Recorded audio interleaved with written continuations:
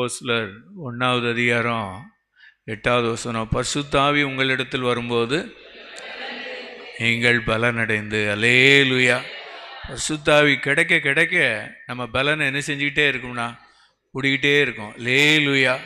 அது வரைக்கும் செய்ய முடியாதுன்னு நினச்ச காரியங்கள் எல்லாம் ஆண்டவர் அதை செய்யக்கூடிய ஒரு விசுவாசத்தையும் ஒரு பலனையும் உன்னதத்திலிருந்து கர்த்தருடைய ஆவியானவர் நமக்கு தருவார். அல்லேலூயா, அல்லேலூயா.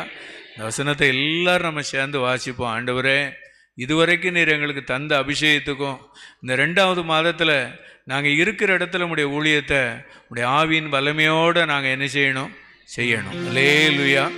அப்போஸ்தலர் 1:8 பரிசுத்த ஆவி, எல்லாரும் சேர்ந்து வாசிப்போம். பரிசுத்த ஆவி உங்களிடத்தில் வரும்போது நீங்கள் பலனடைந்து எருசலேமிலும் யூதேயா முழுவதிலும் சமாரியாவிலும் பூமியின் கடைசி பரியந்தமும் எனக்கு சாட்சிகளாயிருப்பீர்கள் என்றார். அல்லேலூயா.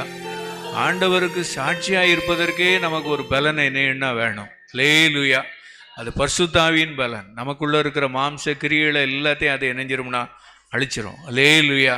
நம்ம சிந்தையில் அழிக்கும், இருதயத்தில் அழிக்கும், எண்ணத்தில் அழித்து முடிவு என்னன்னா நம்ம இயேசுவுக்கு சாட்சியாக நம்ம என்ன செய்வோம்னா வாழக்கூடிய ஒரு கிருபைகளை கர்த்தர் நம்ம ஐக்கியத்தில் தந்திருக்கிறாரு. என்ன அந்த கிருபை என்ன பெருகணும். அல்லேலூயா. கரங்களை உயர்த்தி நம்ம ஜெபம் பண்ணுவோமா?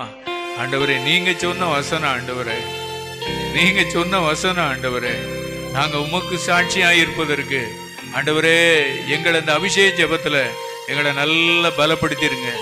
எங்கள் எண்ணங்களில், எங்கள் இருதயங்களில், எங்கள் யோசனைகளில், எங்கள் சிந்தனைகளில் ஏதாவது மாம்சத்தினுடைய அசூசிகள் இருந்தா இந்த வேளையில் ஆண்டவரே அதை அழித்து, ஆண்டவரை அழித்து துரத்தி நாங்கள் ஜெபிக்கிறோம்.